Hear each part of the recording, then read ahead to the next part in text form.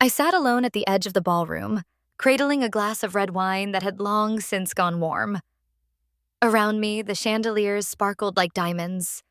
Glittering uniforms, cocktail dresses, and medals danced in flashes of gold and brass under the light. It was my father's retirement gala.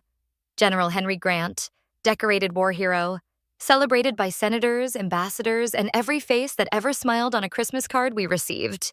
Except me. No one came to my table. Not my siblings, not my father's aides, not even the caterer offering champagne refills. I wasn't wearing military colors or an evening gown. Just a black satin dress with sleeves too long and a name no one cared to ask twice.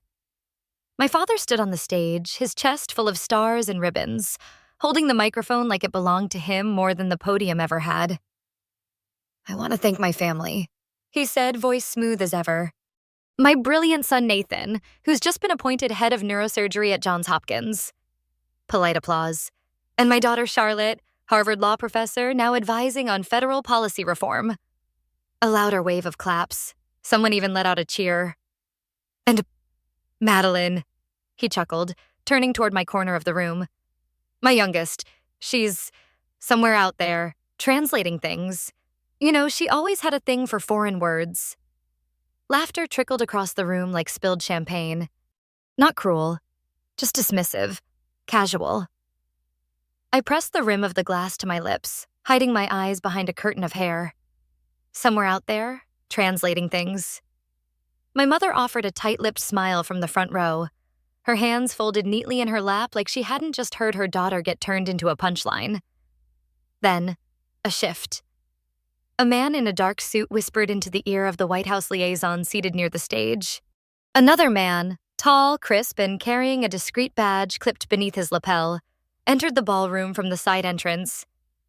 His eyes scanned the room before landing squarely on me. He moved forward, bypassing the officers and dignitaries, and approached the MC. The MC leaned in, blinked, then adjusted his mic. "Sorry to interrupt," he said, voice steady but alert. "Is there a Miss Madeline Grant here?" The room stilled, all eyes turned. Even my father stopped mid-sentence, his brow furrowed. I stood slowly. The agent gave a short nod. "Ma'am," he said quietly, "we need you. It's urgent." I glanced at my father. He looked confused, irritated, and for the first time in years I smiled, just slightly. Because the part of me he erased was about to take the stage. 6 months earlier, Vienna, Austria. The marble halls of the U.S. Embassy gleamed in the golden afternoon light. I walked briskly through the corridors in my pressed navy blue suit, a leather folio tucked under my arm, my embassy badge hanging plainly for all to see. Cultural liaison, language and diplomacy division. To most, I was just another translator. Another harmless interpreter floating around consulates and diplomatic summits. But beneath my blouse, under a patch sewn inside the lining, I carried a slim encrypted transmitter. My true work far from harmless. I was on assignment from Langley, operating under a specialized CIA linguistics unit designed for real-time intel recovery. I decoded, recorded, and infiltrated communications disguised in dialects, idioms, and cultural references. Most of the time, it was just chatter. But that day, it wasn't. I was posted at the Viennese Inter-Allied Economic Summit. Routine assignment. But when I passed through the rear wing of the conference center, I caught something strange. 2 men, one Czech, the other speaking broken Pashto, hunched in a shadowed corner near the service exit. Their conversation was fragmented, intentionally jumbled, but my ears didn't miss the key words. Geneva, blackout, server node, silent test run, tonight. My pulse quickened. I slowed, adjusted the earpiece hidden behind my curls, and tilted my wrist just enough to start recording. The men never saw me. Back in my hotel room, I stitched it together. Czech idioms, Pashto code phrases, and veiled references to critical digital infrastructure. They weren't talking economics. They were planning a cyber attack that would paralyze a NATO-aligned intelligence grid. By midnight, I had translated the full conversation, tagged the voice IDs, and sent the package through my Blackline. Hours later, the reply came through a secure channel. "Green light received. Target neutralization initiated. You did good. The next morning, news broke across Europe. 2 operatives arrested, one intercepted at Vienna airport with falsified credentials. Authorities said an anonymous tip led to the prevention of a potentially catastrophic security breach. That tip was mine, but there was no ceremony, no photo op, no acknowledgement. My handler met me in the back of a pastry shop 3 days later. You saved a lot of people, Maddie, she said, slipping me a folded note with my next reassignment. But it stays buried. You understand? I nodded. I always understood. The world would go on without knowing what I did, including my own family, especially them. And when I finally returned home to DC, there was no hero's welcome. Just my father's tired eyes, shaking his head like I'd come back a disappointment. The cold in Washington, D.C. wasn't the same as Vienna. It crept under your coat and settled in your bones. But what chilled me more than the wind was the silence that waited at home. After I landed at Reagan National, no one picked me up. I didn't expect a banner or even a hug. But the message my father had sent the day before still stung. I assume you're between contracts again. You can stay in the basement if you need to. Just keep the noise down. Charlotte is prepping for her hearings. Charlotte, the golden child. Nathan had already moved into a penthouse near the hospital where he performed brain surgery on children. My siblings had titles, plaques, and people bragging about them at parties. I had a cover story. At Sunday brunch, I sat across from them at a long table in my father's home, a place that once felt like mine. My mother served quiche while Charlotte discussed a Supreme Court clerkship, and Nathan explained how he'd pioneered a new neuroscanning protocol. And Madeline? My uncle asked, trying to be polite. Still abroad? My father laughed lightly. She's back, floating around again, I guess. Translating soap operas for a living. Nathan chimed in. Hey, you must get so much done with subtitles on. I mean, if I ever need someone to narrate a telenovela, I know who to call. They all laughed. Even my mother smiled, though she tried to mask it by sipping her tea. I said nothing, just folded my napkin tighter in my lap. That night, back in the basement, I sat on the edge of the guest bed and opened my encrypted recorder. My thumb hovered over the Vienna files, the intercepted voice notes, my translated transcripts, the audio of the handler confirming my intelligence saved a NATO node from collapse. I replayed a clip where my own voice quietly translated. Target node confirmed, protocol breach set for 0300, casualties possible, action required. I wanted to scream, to throw my phone through the window, to walk upstairs and shout, "You don't even know who I am." But I didn't, because this was the job. My name would never be in their headlines. My story would never be told over wine. To them, I was a shadow, a failure, and every time my father glanced at me with disappointment, it didn't matter how many threats I'd stopped, because to him, I hadn't saved lives. I'd just wasted mine. So I swallowed my pride and sat in silence, but I remembered every word, and I knew that silence wouldn't last forever. The invitation arrived in a plain ivory envelope. No note, no phone call. Just a printed card with embossed lettering. The United States Army cordially invites you to celebrate the retirement of General Henry Grant. Date, time, location, no mention of family, no, "We'd love to see you." Just protocol. I almost threw it away. But something in me wanted to be there. Not for him, but to remind myself I still existed. A week before the gala, while sipping coffee in a quiet corner of Logan Circle, my burner phone buzzed. Unknown number. No caller ID. Just a single line of text. Eyes on gala. Target in ballroom. Confirm drop. I stared at the screen. The wording, it wasn't random. It followed the format we used for surveillance alerts in active ops. Eyes on equals live agent feed. Confirm drop equals intel handoff pending. Someone had reactivated me. I checked the source. Encrypted route. Bounced through 6 continents. Whoever sent it knew the protocols, yeah, and knew me. Within hours, I dug out the field gear I'd promised myself I'd never touch again. A contact lens camera, a skin-colored audio receiver, a microtransmitter sewn into the hem of my evening clutch. That night, I arrived at the gala dressed to disappear. Midnight blue gown, no jewelry, soft waves covering the device behind my ear. I was invisible to the guests, just like always. But my instincts were alive. Every second felt heightened. Every voice, every movement, every passing whisper. My mind cataloged it all. Near the AV booth, I spotted a man who didn't belong. He wore a waiter's uniform, but his posture was too rigid. His badge didn't match the event ID format, and he kept glancing at the main projector controls. I tilted my head slightly, activating the lens. A faint click registered in my ear. "Zoom, subject 3 o'clock, I whispered. The feed was live. My former agency was watching. Suddenly I caught it. A voice on a discreet headset in Czech-accented English. "It goes to Geneva. Tonight. No delays." My stomach turned cold. A data drop.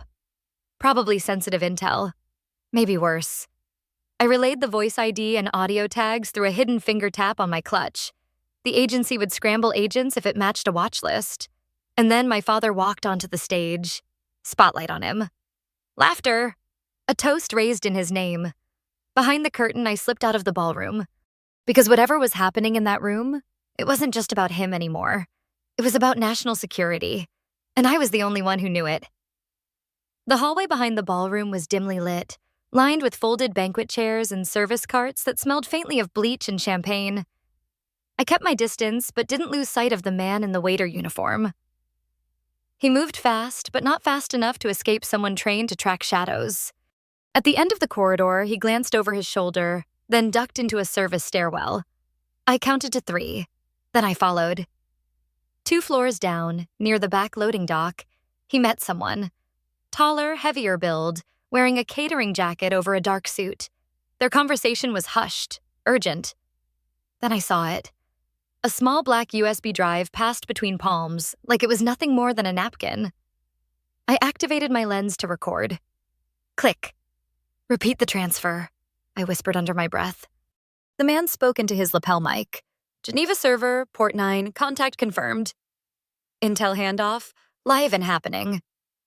Suddenly, the taller man turned, sensing movement. I stepped behind a column just in time, heart pounding, breath shallow. I tapped twice on the edge of my clutch. Signal sent. The confirmation buzzed silently against my ribcage. Backup was moving in. Footsteps thundered down the stairwell. 2 men in formal suits, badges flashing silver under the corridor lights, descended like ghosts. "Federal agents," one barked. "Hands where we can see them." The fake waiters froze, then bolted. I moved. A side tackle. Swift, clean. My shoulder slammed into the taller man's ribs, knocking the USB from his grip. It skittered across the tile. One agent apprehended him. The other secured the device. The first man struggled until he saw me. Just for a second. Recognition flickered in his eyes. And then, fear. He knew who I was. I stood as the agents cuffed them both. I nodded once, no words, no explanations, just action.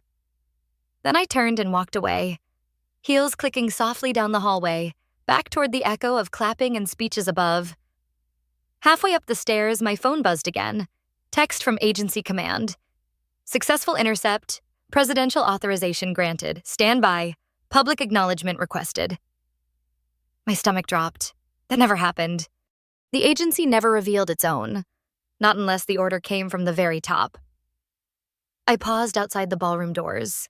Inside, my father was raising a glass, basking in applause, completely unaware that 2 international fugitives had just been arrested beneath his feet, and that the daughter he'd mocked for being just a translator had stopped a global breach in a borrowed dress and without a single headline. But that was about to change. I slipped back into the ballroom just as the MC adjusted his microphone again. His voice, usually calm and ceremonial, now held a tension I instantly recognized, the kind you only heard when the stakes were about to change. "Ladies and gentlemen," he said, clearing his throat, "we've just received a direct message from the White House. There's been a national security development, and it concerns someone in this room." The music stopped. Conversations died mid-sentence. Glasses stilled in hands. I stayed by the side wall, barely breathing. The massive projector screen behind the stage flickered to life. A live news alert appeared, a major network cutting in. Breaking, 2 suspects apprehended in an attempted breach of U.S. diplomatic data. Arrest occurred inside a high-security event in Washington, D.C. moments ago. Gasps rippled through the crowd. My father took a slow step back from the podium, eyes narrowing. Then the screen changed again. The CIA director appeared, his face stern, voice grave. Thanks to a classified linguistic surveillance unit, the breach was intercepted before the data could leave U.S. soil.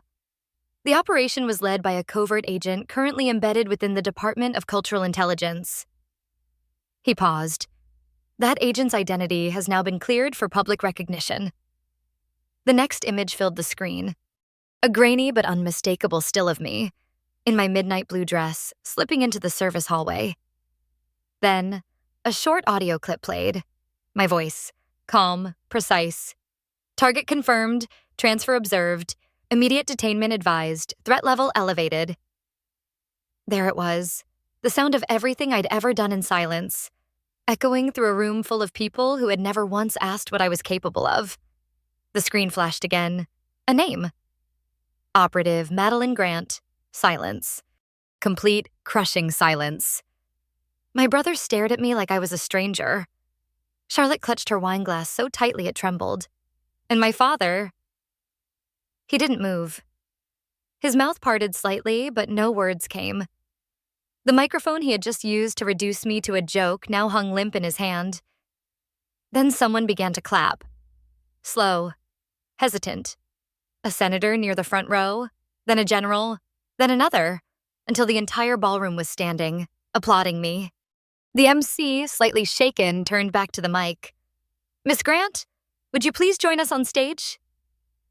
I stepped forward through the sea of polished shoes and stunned expressions, and as I passed my father, still frozen, jaw clenched, I didn't look away, because for the first time in his life, he was seeing me. As I climbed the steps to the stage, the clapping continued, measured, awkward, then louder, then real. I kept my expression calm, but inside, every nerve hummed like a live wire. Years of hiding, of being erased at every dinner table, every family photo, every introduction as the quiet one who translates things, and all of it culminated in this moment. A presidential advisor approached, flanked by 2 agents in dark suits. He shook my hand, then turned to the crowd. Operative Madeline Grant, he said, voice amplified. By order of the president, you are awarded special commendation for your actions in defense of national intelligence and public safety.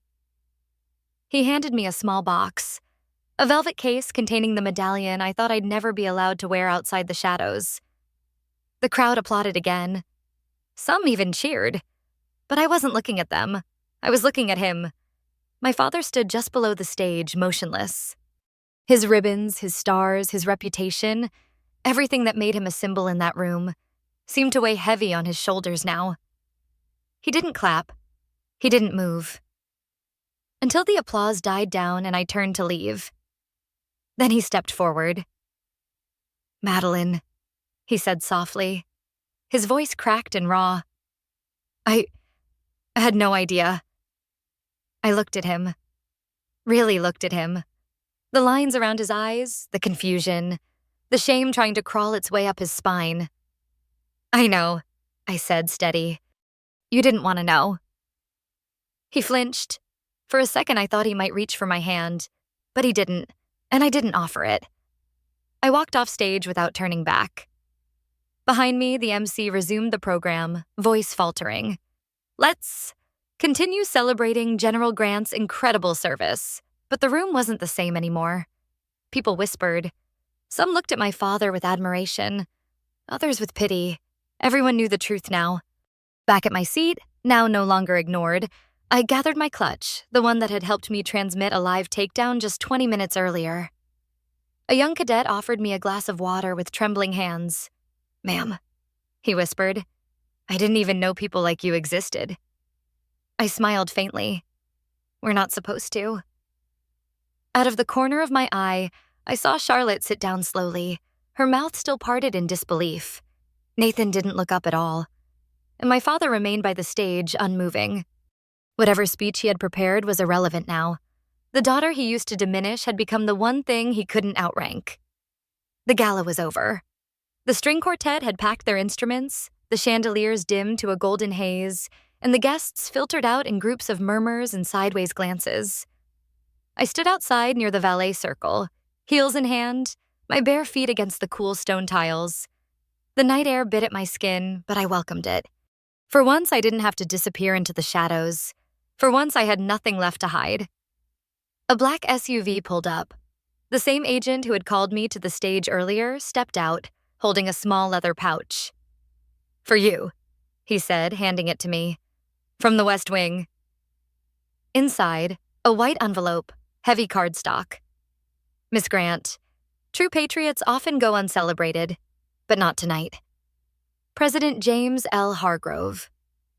I didn't smile. I just exhaled, slowly, like I'd been holding my breath for years. Then I noticed a second envelope tucked inside, smaller, sealed with an embossed CIA crest. I opened it. A single gold medallion rested inside. No ribbon, no presentation box. Just the medal, and a handwritten note from my former handler. "They finally let me send this. For Vienna. And everything after." I closed my eyes. For Vienna. For the nights in the embassy basement decoding death threats. For the calls I couldn't return. The birthdays I missed. The silence I carried. The silence that had become my shield and my prison. I heard my phone buzz in my clutch, Dad calling. I stared at it. The screen blinked once, twice. I didn't answer. Not out of anger, I'd already buried that. But because there was nothing left to say. He had chosen not to know me, not to ask, not to look closer. And now that the world had seen me, he wanted to reach out? No, this was my story now. I tucked the phone away. As I walked down the steps, past the marble columns and gold trim, the night felt still. Quiet, but not lonely. I crossed the lawn slowly, heading toward the Washington Monument, now glowing like a lighthouse against the midnight sky. A jogger passed me without looking. A couple whispered under a tree nearby. No one knew who I was. And for the first time, I liked it that way. The spotlight had come and gone, but I had found something more powerful than recognition. Peace. Voiceover, if I were ever to tell it aloud. They erased me for years, but my silence didn't mean absence. I was always there. Watching, listening, protecting, and now I don't need their words, I have my own. And with that, I kept walking. Into the night, into myself.